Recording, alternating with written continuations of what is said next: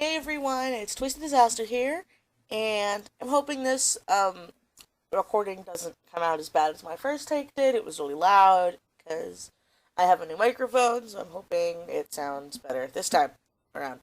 Anyway, sorry for my rambles. It's time for my 2014 voice meme. This is up a little later than I was expecting to have it up because I had to go on a trip with my boyfriend, and then some family stuff happened. So anyway, I'm doing it now. Alright, so let's get started.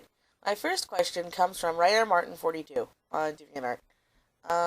He asks, what are you looking forward to next year?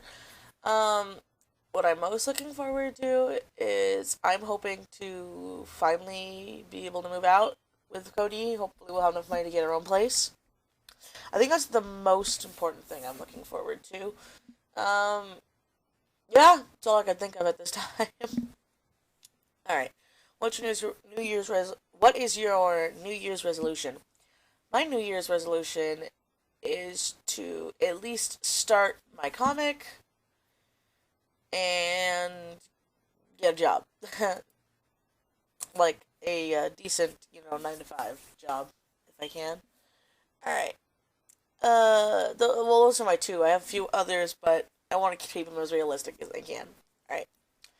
My next question comes from Chubby Coon on For Affinity. And he asks, oh, excuse me.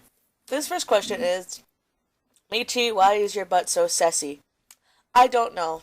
It is big, and I sit on it a lot, so I assume that is why. Alright, his next question is, will you draw Manji? Yes, or Manji. Manji? I am terrible at pronunciating names, as you're gonna find out. Yes, I will. I love drawing her. She is so much fun. Alright, next question from Chubby Coon. He asked a few. Do you know how to Dougie? And should I teach you? Oh my god, I haven't heard that since high school. Wow, no, you don't have to teach me. I'm good. Thanks anyway. Alright, now why is my nickname Michi? Michi? Um, my nickname came from the fact that I really do not like my name. I do not like the name Michelle. I've had a lot of problems in the past. I shouldn't say problems. I was bullied a lot back in my early years of schooling, and it they couldn't really think of creative names. They'd always just say like my full name. They'd say Michelle Porter, and so I just got a stigma to hating my name because whenever I heard someone calling it, they'd say something derogatory afterwards. But then in high school, one of my friends decided to call me Mitch Chan out of nowhere, and then my other friends caught on. And they would call me Mitch, and then it was like not like Mitch, like a guy's name Mitch. It's complicated. But after that, it went from Mitch to Michi, to Meech, and then after that, it just went to Michi, and I just stuck with it. I mean, now it's not so bad if someone calls me Michelle. Now that I'm older and like away from people, but I still prefer. Excuse me, stretching. I still prefer Mitchie over Michelle if like someone's talking to me casually. All right. This last question is why you so. I don't know. I don't know why I am so. All right. Next question is back from DeviantArt. It's from Bandana Blue. Yay, blue! Alright. His first question is, what do you say to snow? Um, I would say, holy balls, there is snow outside. I'm gonna go play in it.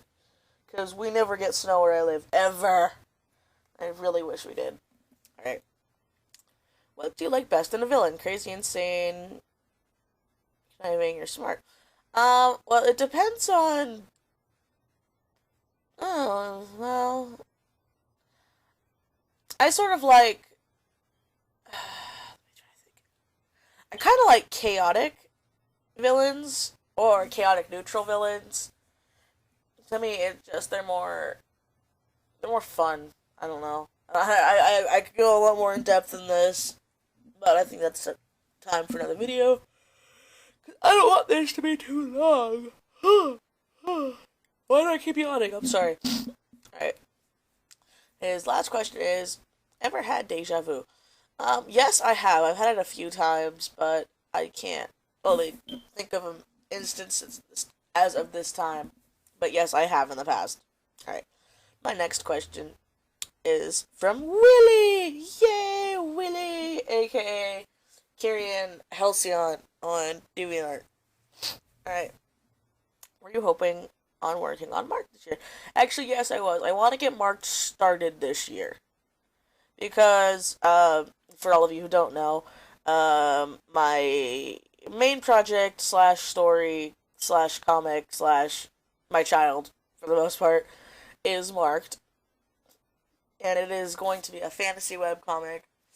I just need to get everything squared away, because as I am a fan of many webcomics online, I'm sure a few of you are too, it really irritates me when, like, they'll be getting to a really good part in the story, and then the artist has to go on hiatus for some reason.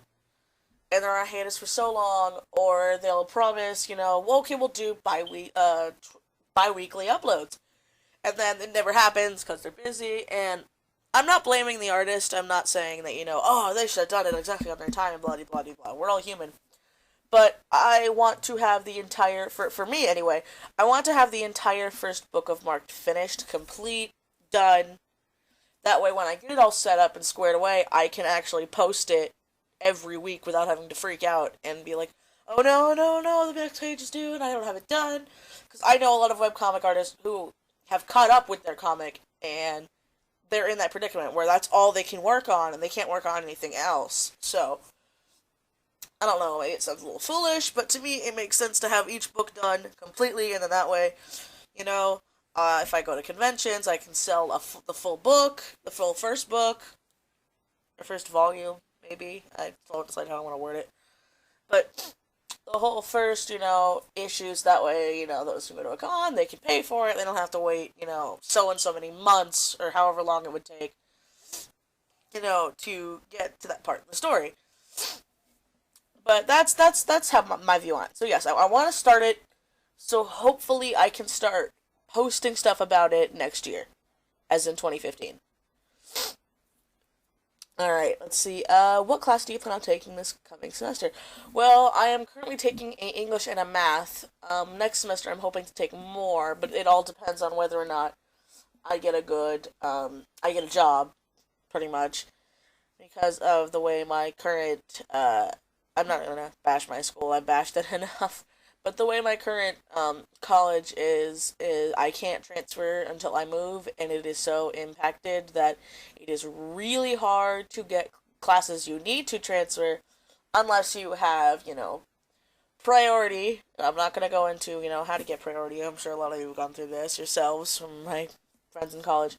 So, I kind of want to, if I get a job, I'm going to take a break for a bit, save up money so I can just pay and go to college without having to freak out and take out loans. But yeah, so hoping to take more, but I'm not holding my breath. Alright. His last question is, are you looking forward to our D&D campaign? Yes, I am. I actually am really excited for it. For those of you who don't know, I've recently gotten into Dungeons and Dragons. It is a lot of fun. For those of you who like role-playing, because I personally love role-playing. Alright. And my last questions are now from Lords of the Night Shadow on DeviantArt. Yay! Again, we're happy people, I know. Alright. If you were to meet any character from a TV show, book, game, DVD, or your own, who would it be? I would want to meet one of my characters. I'm sure it's a very commonly answered answer for that question. Because I would just be like, holy balls, I made you, and you are now standing in front of me, and I want to just, let me touch your face, I need to know you're real. And then I'd ask them a bunch of questions, and I'd play with their hair, and I would do stuff, because I'm a very weird person, and I'd never let them go. But yeah, so I'd like to meet one of my characters. Preferably, I think I'd be torn between Tetsu or... I'd have to say Tetsu or perhaps... I'm sorry, my brain is like blanking because I have so many others I'd want to meet. But she's my top favorite, so maybe, another time I'll answer with my giant list of questions of other characters I would enjoy meeting. Alright, let's see. And then what did you have them do? Oh, okay, I guess that was a continuation of the last question. Well, let's see, if I had Tetsu, I would have her show me all the magical things she could do and teach me so I could be a witch like her and I would be a happy person. Alright, well, that is all my asked questions, so I'm going to go onto my FAQ right now for my most recently asked questions to help people with any, you know, any other questions. Wow, I'm perfect at making grammar, aren't I? Anyway, so let's start with what program do I mostly use? I mostly use Easy Paint Tool Sci, the first one, since apparently Easy Paint Tool Sci 2 came out. I have been using Sci for many, many years now, and it is to me a lot nicer than Photoshop. But I know some amazing artists who do some amazing things in Photoshop who just do not like Sci. So it's all with whichever medium you like. To me, Sci is the easiest to understand and the easiest to make. Like brush settings, and the stabilizer is just God. It makes me so happy. But I know there are other programs with stabilizers and stuff that are just like Sci. Um, a friend of mine helped me actually purchase my license because I think about a couple years back, there was an incident where something had happened to my version of Sci and I had to rebuy the license and I couldn't, so a friend of mine helped me out. I highly suggest getting the license because I've used the cough cough. I've used the bootleg version of it, like the online free one, and the settings are completely different. Um, I wiped it off my computer shortly after because the stabilizers weren't as slow as they were supposed to be. Um, the brushes were funny. Like certain settings were different. I couldn't save as a transparent while in the normal version you can in the paid version I should say you can save transparent things without having to worry about saving it as a Photoshop file and then transferring it over to Photoshop. That being said, if you have the illegal version and you like it, then go right ahead. But personally, I prefer paying one because like I said, the settings just seem to work better for me. Um, I also tend to use Photoshop for text and textures and minor details like fixer uppers for fixing minor details that I can't do inside. So I flip flop, but I almost do everything else for the most part inside, and then I just put it in Photoshop to like make it fancy. Um, my next weekly last question is, what tablet do I use? Well, I used to use a Wacom Intuos 3 that I have had since before I started high school. My dad bought it for me back in junior high, and as I stated before, I abused it, and I feel really bad for abusing it because at the time I didn't know what it was, so I would use it as like a table. So I would eat off of it. A lot of stuff happened to it, but it still worked, and it still technically works now. But I need to get a new tablet since the sensitivity plate pops off every now and then when I get too hot. But I currently use a Wacom Cintiq 13 HD that I got for my, as my boyfriend says, Annabirthmas, which is my anniversary, birthday, and Christmas gift. And I enjoy it very, very much. It is a very wonderful tool, and it has made my drawing just go so much faster and so much easier with being able to look right at the screen than looking up. I was actually very surprised since I was a lot faster on my old tablet than actually drawing by hand, but now that I have my Cintiq, it has enhanced both my sketching on paper skills and digital skills. Um, I suggest that right out of the gate, if you're starting out, go with a Wacom. I'm not suggesting buying a Cintiq because a Cintiq is over $1,000, not including the shipping, and if you want to get the backup insurance on it, which I have gotten. I mean, if you can get it, that is great. Totally do. But if you're the average Joe in high school, I highly doubt. But there's always an exception to the rule. But I highly doubt that your parents are going to give you $1,000 for a drawing tablet. So I suggest getting Intuos. I have heard Bamboo is very good, Wacom Bamboos, but I have also heard that they need to get replaced every like 3 years or so. And the Intuoses I know have an extremely long shelf life. I mean, mine's lasted me well over 7 years, and it probably will be lasting a lot longer if I took better care of it. But I was an idiot, which is why I'm not making the same mistakes with my Cintiq. Heck no. But yeah, there's it's a good startup, and it's a very good skill to have, I will say, because when I was taking graphic design class, I noticed they had Wacom Intuoses that I was able to use, and they did not have Cintiqs. Not every college will have a Cintiq, unless you're probably taking a specialized program, and then if you get used to a Cintiq, you will not be able to transfer back to a, a faceless tablet.